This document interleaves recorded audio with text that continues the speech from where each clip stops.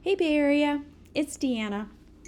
Want to talk zip forms today and what you need to do when you have sent out documents but then realize that you need to make a correction on them, whether or not they have already been signed by your clients. So log into zip forms. And you're going to want to be in your transaction area. Unless you've changed it, yours probably is the default, just like mine is, where it's showing the transactions up here. But if not, just click transactions at the very top and it's going to take you to this page. And remember, you have two different views that you can use on this page. You can either do this grid pattern or you can do a list. So if you are a person who loves seeing everything kind of laid out in a list, you can go ahead and do it this way. I personally like the grid. So click into the transaction that you need to make a change on. And I think the very simplest way to do this is to go into your e-signing packets.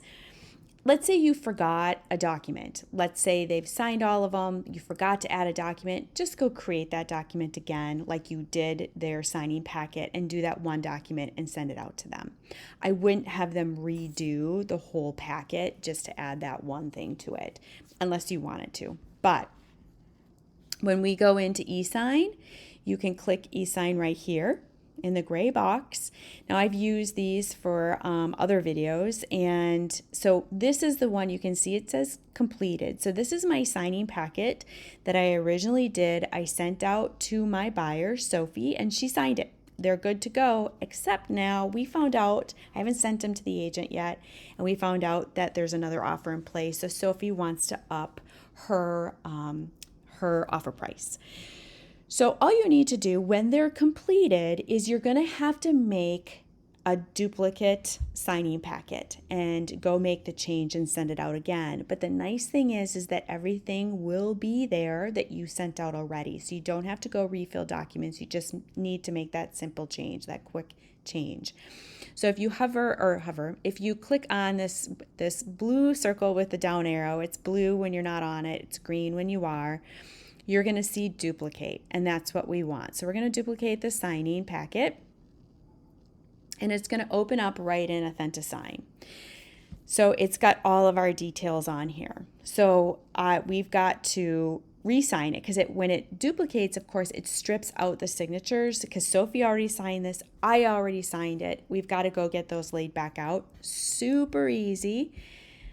We just need to look at, so here's our buyer agency. Just check and see if anything's moved.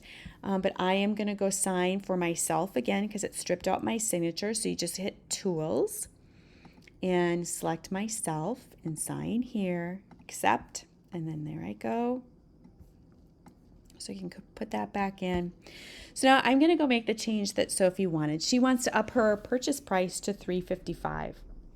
So it doesn't matter which signing tools you have. This one is mine. You can be in Sophie's as well. It doesn't matter because we're just using the markup area, so it could be anyone. So I'm going to click text box, and I'm going to click over there. You can click and drag. You can click and click, whatever works for you. I'm going to change the price. And then because this is open, I can also go in and change the font a little bit to kind of make it maybe appear similar. We are not going to want to make it a transparent background. Obviously, it's going to make it look a little confusing. So we're going to have to put up with a little bit of that line being covered. Obviously, having the correct information is more important. So, and now we need to go change the written version of this as well.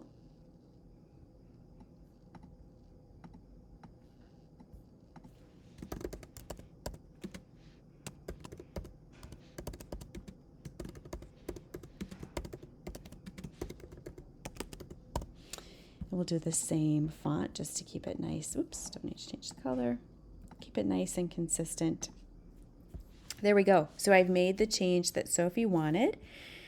So we're good. I'm just like I did with the buyer agency agreement. I am going to just make sure that everything lines up still correctly. This one moved over again. I'm fine with that. This information is still, I applied the layout, so that's still there. So we're good.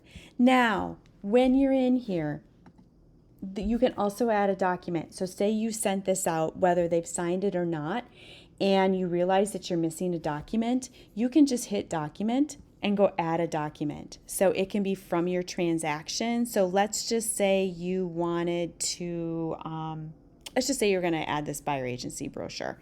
You can just hit add.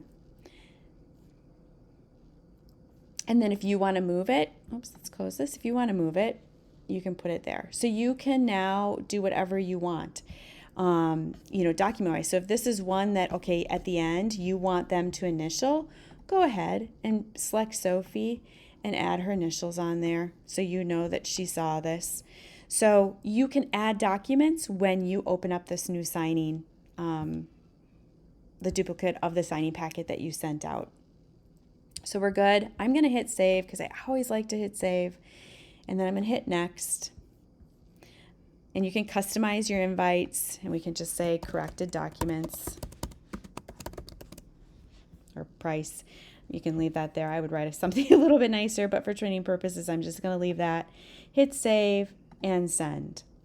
So now when we go back into our transactions and the e-signing area, I'm just going to do this so it refreshes. We're going to go to e-signing.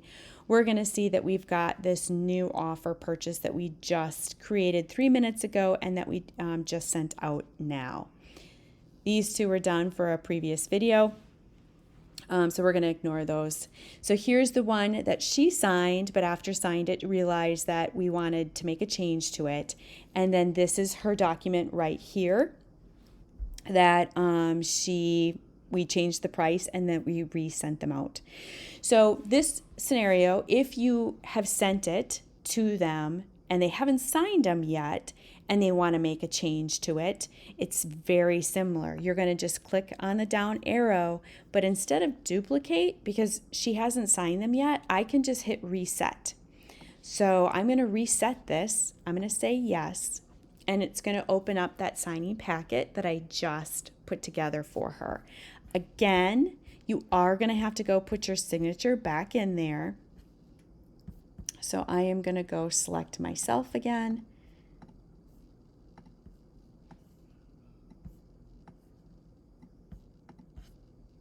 And let's just say, so you can see this is the 355 because it's the packet that we just made the change and sent out. But let's say Sophie also wants to change the closing date. Say she realized like she won't be back from vacation then, so she really wants it to be March 13th. And I'm going to just, for consistency, keep it the same. So we're good there. I might just scooch that down. So now we've got it changed again. So you just have to reset the signing packet. The nice thing about that and not having to duplicate it because she's already signed is that it doesn't create a new signing packet. So we're good. I'm just going to go through and make sure that other things didn't move around on me. Looks good. Sorry, my dog is barking. So we're good. Wonderful. So we can hit save again. We're going to hit next. I'm not going to worry about customizing the invites, but you can. Jasper. Sorry. All right, so we're going to go back to transaction, give it a time to refresh. Here's the e-sign. So you can see that it didn't send out a new one. We have the original. We have the two that I used in a previous video. And then we have this one that we had made the change. And then before she signed it, she realized she needed one more change. So we were able just to reset this same signing packet. We didn't have to duplicate it and create another one. The one last thing I'm going to show you quick is that if you sent out to the wrong email, whether it was just mistyped or maybe they want it sent to their personal versus work email, it doesn't really matter. That is really easy to do right here. You're going to just click this down arrow again, and you're going to click signing details. And here we've got Sophie, her email address. Let's say that's her work one, but she wants it to go to her personal one instead.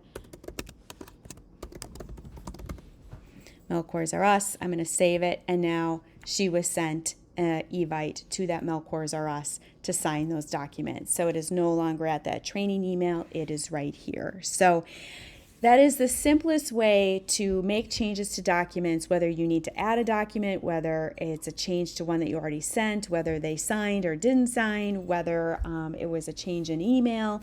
So I think that kind of covers everything. But if there's another question that you have about making changes to documents, please reach out to either myself, one of the managers on duty, or of course Paul, and one of us can help you through it. So hope you're having a great day. Bye.